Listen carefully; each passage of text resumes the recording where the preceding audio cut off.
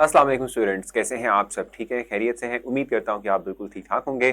Student, जैसे कि आपने देखा कि हमने लास्ट टाइम जो है बात की थी एटॉमिक रेडियस और एटॉमिक साइज के एतबार से, तो आज हम उसी का ही एक पॉइंट यानी हमने देखा था कि one of the major point जो कि इफेक्ट करता है एटॉमिक रेडियस या एटॉमिक साइज को, वो है शील्डिंग इफेक्ट। तो आज हम शील्डिंग इफेक्ट के एतबार से ही बात करेंगे।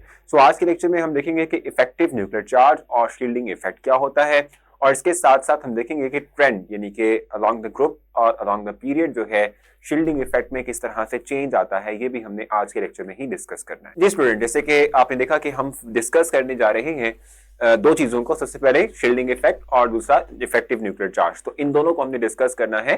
डेफिनेशन पे जाने से पहले मैं कोशिश करूंगा कि पहले आप लोगों को डीप वे में कॉन्सेप्ट समझा दूं।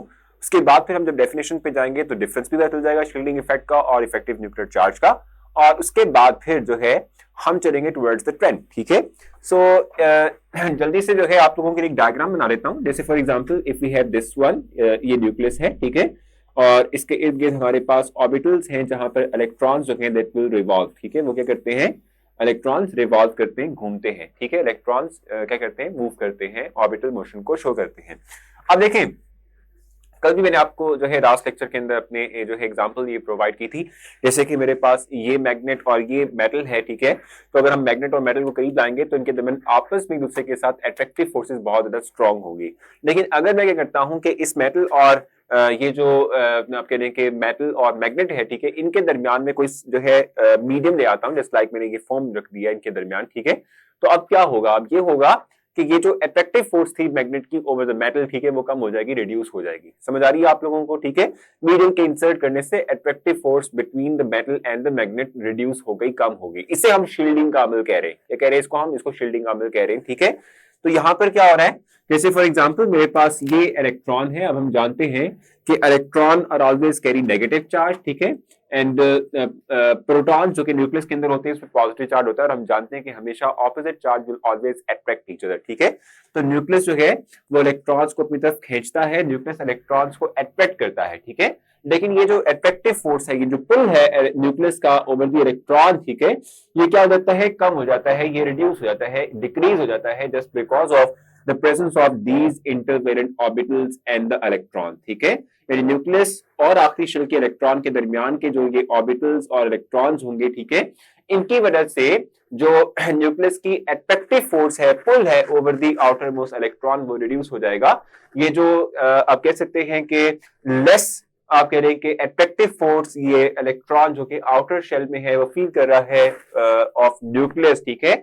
ये जो रिडक्शन हुई है, ये जो हम कह सकते हैं कि कमी आई है, ठीक है, इसको हम कहते हैं, ये हमारे पास कहलाता है इफेक्टिव न्यूक्लियर चार्ज। यानी कि जितना हम एक्सपेक्ट कर रहे थे, यानी जितनी attractive force of nucleus over this electron होनी चाहिए थी हमारी एक्सपेक्टेशंस के बियॉन्ड, कम अट्रैक्टिव फोर्स ये फील कर रहा होता है आउटर मोस्ट इलेक्ट्रॉन। ठीक है, तो इसको हम इफेक्टिव न्यूक्लियर चार्ज कहते हैं। और ये जो दरमियान के ऑर्बिटल्स या इलेक्ट्रॉन्स हैं जो कि हिंड्रेंस क्रिएट कर रहे हैं, जो शील्ड क्रिएट कर रहे हैं against the attractive force of nucleus over the electron, ठीक है, इसको हम शील्डिंग इफेक्ट कहते हैं। होपफुली आपको समझ आया होगा।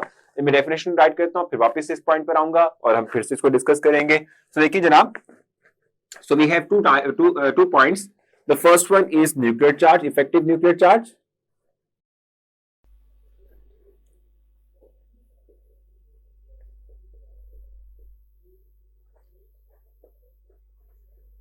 Effective nuclear charge.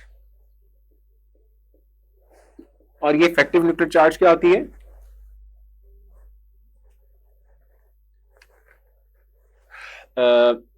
The less attractive force of nucleus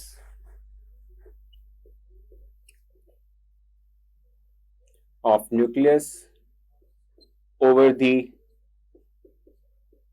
outermost electron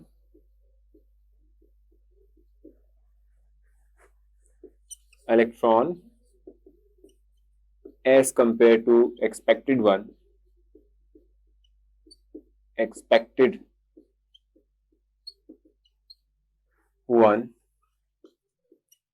is called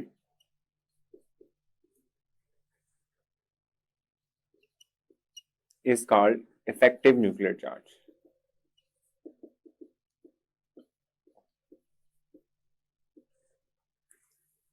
ठीक हो गया, ये इफेक्टिव न्यूक्लियर चार्ज है। ठीक हो गया, the less force of attraction field और आप कह लें कि आप कह लें कि taken by the outer most electron by the nucleus as compare to the expected one is called effective nuclear charge. इसका सिंपली मैंने मतलब आपको बताया था कि जितनी अट्रैक्टिव फोर्स न्यूक्लियस की आउटर मोस्ट इलेक्ट्रॉन के ऊपर होनी चाहिए थी, जो हम एक्सपेक्ट करते हैं, उससे ये अट्रैक्टिव फोर्स कम फील कर रहा होता है। क्यों? क्योंकि इसके आखिरी शेल के इलेक्ट्रॉन और न्यूक्लियस के दरमियान के जो शेल्स हैं या जो इलेक्ट्रॉन शेल्स के अंदर मौजूद हैं, ये शील्ड क्रिएट करते हैं, ये हिंड्रेंस क्रिएट करते हैं। ठीक है, ये रिड्यूस कर देते हैं attractive force of nucleus over the electron को। ठीक है, इसको हम इफेक्टिव न्यूक्लियर चार्ज का नाम देते हैं। It is called the effective nuclear charge, इसको हम इफेक्टिव न्यूक्लियर चार्ज कहते हैं। ठीक हो गया, और ये जो अमल है जिसके तहत ये दरमियान के जो ऑर्बिटल्स थे और इलेक्ट्रॉन्स थे, ठीक है, जिन्होंने attractive force of nucleus over the electron को रिड्यूस कर दिया, इसे हम शील्ड का नाम देते हैं, शील्डिंग इफेक्ट कहते हैं। ठीक है, ये भी राइट कर लेते हैं यहाँ पर। The shield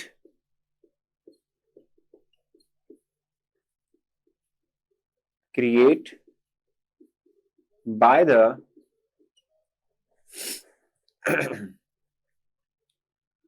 by the intervariant orbitals and electron, या intervariant की बजाय आप ये भी कह सकते हैं by the orbitals and the electron residing or present between the outermost shell and the nucleus। ठीक है, by the orbitals and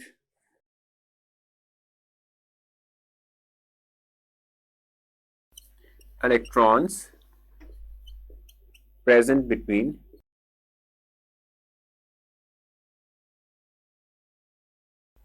nucleus and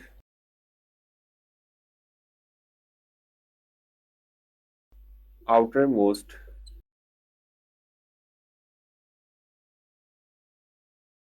shell is called shielding effect।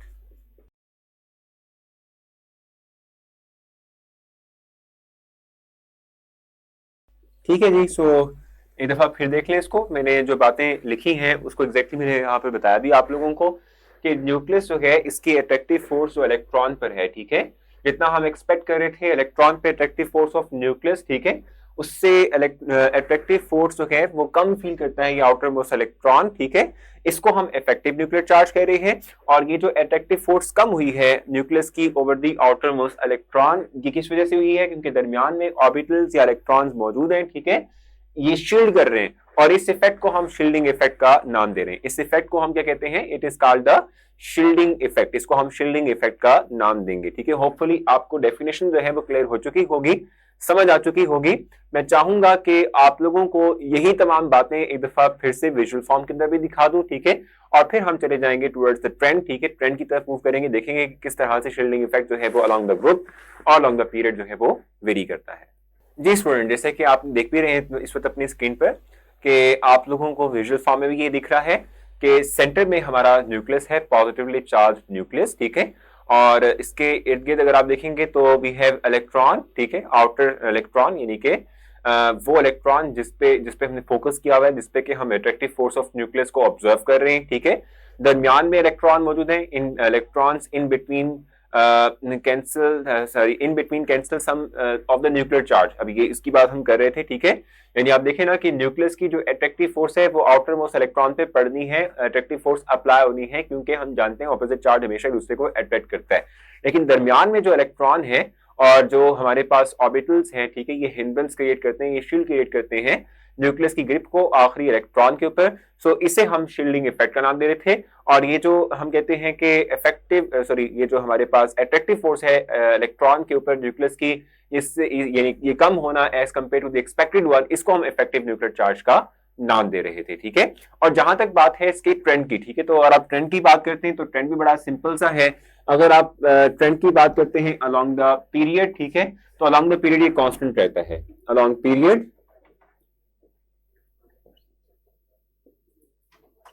Along period हम कहते हैं कि इट विल बी कांस्टेंट। और जहां तक बात है अलोंग ग्रुप की, तो अलोंग ग्रुप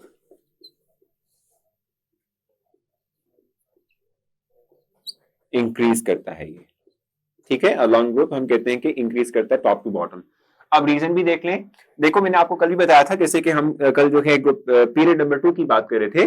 पीरियड 2 स्टार्ट होता है लिथियम से, फिर आता है बेरिलियम, फिर आता है हमारे पास बोरॉन, ठीक है, फिर हमारे पास आता है कार्बन, फिर आता है नाइट्रोजन, फिर आता है oxygen and up to so on, ठीक है। आप इन तमाम एलिमेंट्स को देख लें।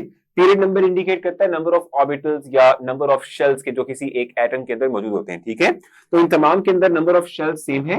और देखो शील्डिंग इफेक्ट जो है it always depends upon the number of shells, ठीक है। तो चूंकि इनमें तमाम के अंदर नंबर ऑफ शेल्स सेम है, तो शेल्स के सेम होने से क्या होगा कि जो आप कह लें कि attractive force of nucleus over the electron में कमी आ रही है वो सेम रहेगी। हम कहते हैं कि जो शील्डिंग इफेक्ट है that will remain constant along the period, ठीक है। जहां तक ग्रुप की बात है तो लिथियम के नीचे आता है sodium, then we have potassium, then we have rubidium and then we have caesium, ठीक है। ये पीरियड 2 से, ये पीरियड 3 से, ये पीरियड 4 से और ये पीरियड 5 से, ठीक है। तो डाउन द ग्रुप आप देख रहे हैं कि पीरियड नंबर इंक्रीज कर रहा है, और ये पीरियड नंबर इस बात को इंडिकेट करता है कि नंबर ऑफ शेल्स इंक्रीज कर रहे हैं। इसमें 2 है, इसमें 3 है, इसमें 4 और इसमें 5 है। जैसे जैसे नंबर ऑफ शेल्स बढ़ाओगे वैसे वैसे न्यूक्लियस की ग्रिप ओवर दी इलेक्ट्रॉन कम होगी। इससे हम कह रहे हैं कि ये शील्डिंग इफेक्ट इंक्रीज कर रहा है, रेज हो रहा है, ज्यादा हो रहा है, ठीक है। सो होपफुली ये तमाम बातें आप लोगों को समझ आई होंगी। जो पॉइंट हमने डिस्कस किए, जो इवन हमने विजुअल फॉर्म के अंदर ये तमाम चीजें देखी, ठीक है, आपने क्लियरली अंडरस्टैंड की होंगी। अपना बहुत सारा ख्याल रखिएगा। नेक्स्ट लेक्चर में मुलाकात होगी, तब तक के लिए अल्लाह हाफिज।